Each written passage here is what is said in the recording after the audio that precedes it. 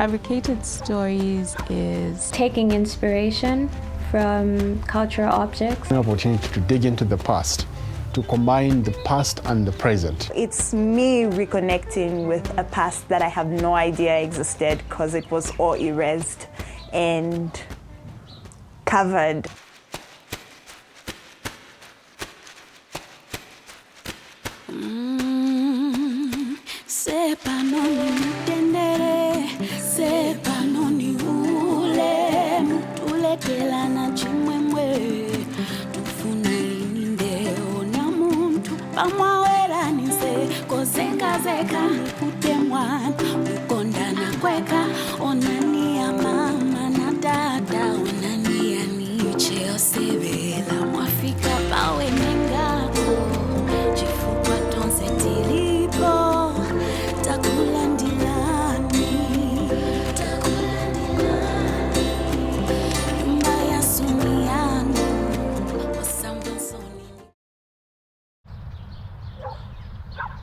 you don't expect to be inspired by objects. I know for my discipline, music, you're not usually inspired by objects. You're inspired by people and their stories and, experiences that you go through. It's not usually objects, but this was very evocative, especially with all the research that was done. I guess that also kind of fed into the inspiration. I am sitting on impasa, otherwise known as a reed mat. This is something that is a common thing in a Zambian home, and I think in a lot of Southern African homes as well. You would bring it out when visitors come, or if you just want to sit outside, you sit on a reed mat.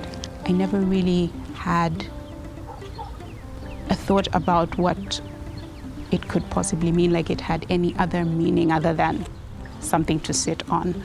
But after doing the research and the Women's History Museum just giving us information about it, the meaning of a reed mat came out as when a guest arrives, you bring out a reed mat, and that signifies to them that they're welcome.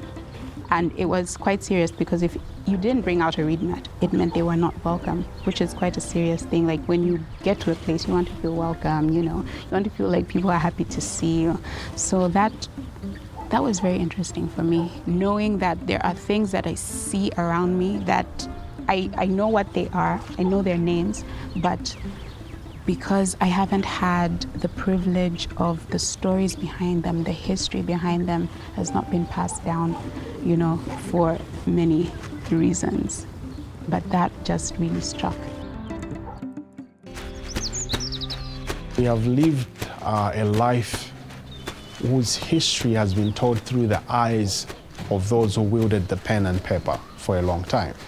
For me, it's been through the eyes of Europeans, and very little from the eyes of Africans. I want to help change that. I want the next book that an African child reads should be through the eyes of an African who has experienced Africa now.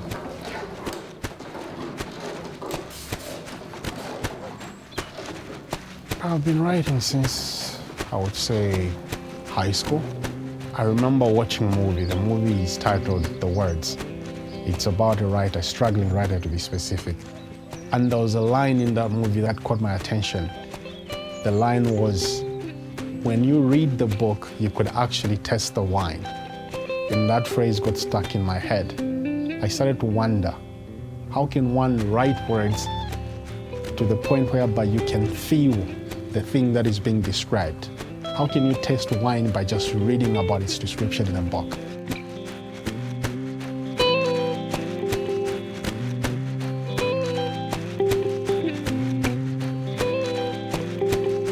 There are two photographs, a photo of a warrior aiming a bow and arrow at something.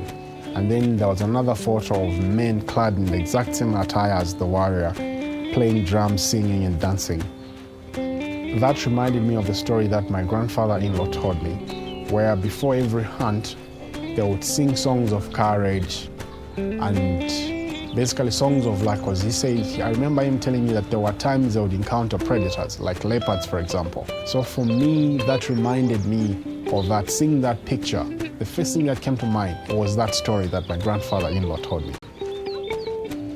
I feel like I have that duty now for me to write, to tell stories, to show the world that this is the world that I live in. And essentially, when I write a book, it's not going to die with me. When I die, the book stays behind.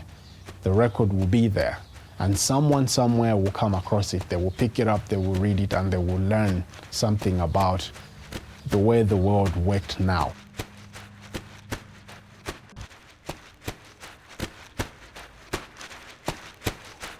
Themes that I've found in this residence were inspired by the Imbosa objects. Being recently married and going through the Imbosa initiation.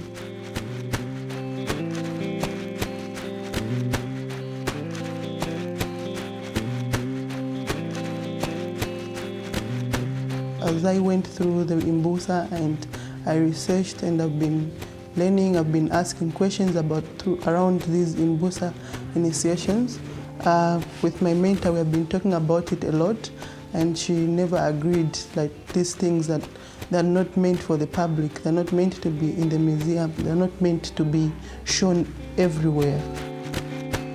So throughout the week, and the idea that I've been working on now is like scrubbing out these artworks, scrubbing out these objects that I've been drawing of the artifacts, just to show that these artifacts are not meant for the public, they're not meant to be seen everywhere.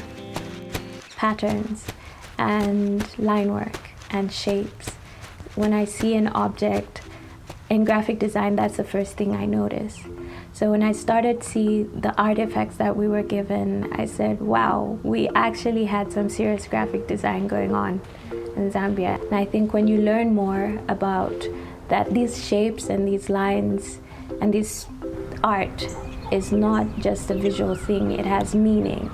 That also changes how I work.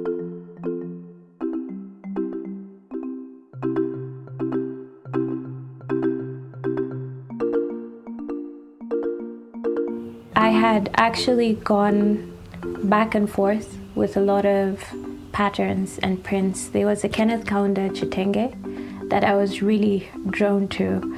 And for some reason, when I first saw the Kenneth Kaunda Chitenge, I said, that's money. That's a money design. It resembled a note, a kwacha. And I thought, let me try this out. Maybe I should redesign Zambian money. So I went on this journey where I'm thinking to myself, okay, what is value? What is actual money? And does this connect with people? And I felt that being in this residency program, I really had to connect to the art because I was seeing all the fellow artists kind of bringing things that were connecting with their stories, connecting with their lives. And for me, it really went back to, being a child and really understanding community and creating this world for yourself with this currency. And that pushed me into the pieces that I started to recreate.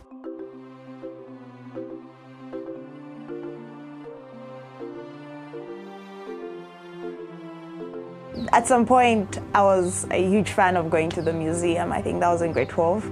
And all I would see was beads, the stories around beads and a few artifacts being called witchcraft stuff. That's the only segment where you'll find random artifacts and not really get the meaning behind it. And it made me question myself as in, why is this deemed witchcraft?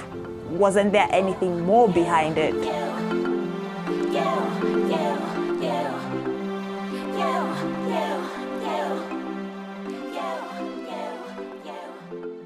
So when I looked at fabricated stories and I was told we'll be connecting with artifacts that weren't here in Zambia, I was like, I would really love to know where I come from, the history that hasn't been told to me directly or indirectly.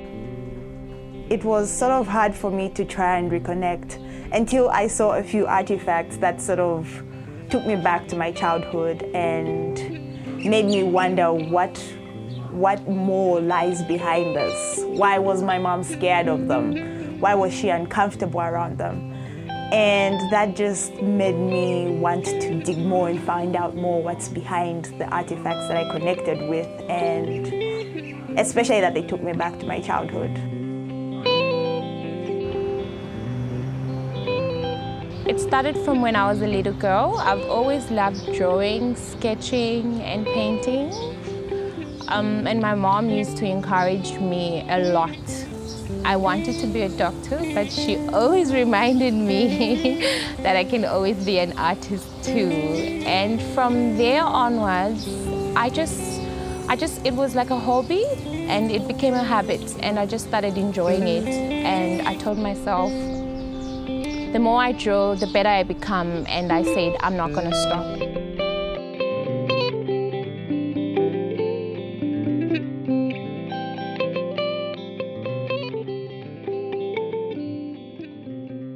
I went for images that had pattern on them so that I can just like work my way around and infuse my creative nature in them, just to see what I can create from something that was already created by fellow Zambians, and how I can just make it useful from 1912 till 2021, just to show that you can create something new from something that was even there in our past, in our history. In everything that I design, it's more of my sense of style. So it's not necessarily how other people will perceive it. I know they will have what to say on it, but I'm just trying to express myself as an artist and how I feel as a Zambian woman. The first time we had a meeting and I got to meet the team after I knew that I was going to be a part of it, it was really exciting. And I think I'm also a natural competitor. So for me, the first thing was, how do I become the best in this? How do I bring out the best in this program? But the more we had mentorship, and I got to know my mentor, and I worked out my concepts. It changed a lot of how I work.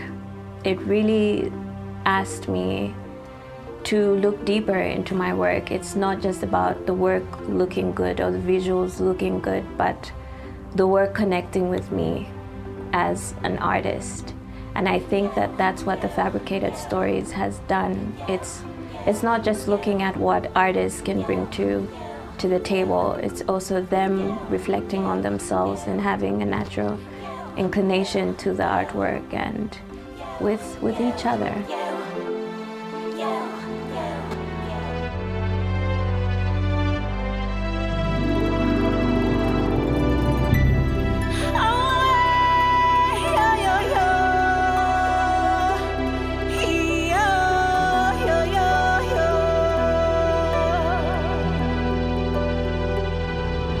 Your rain or shine, I could be your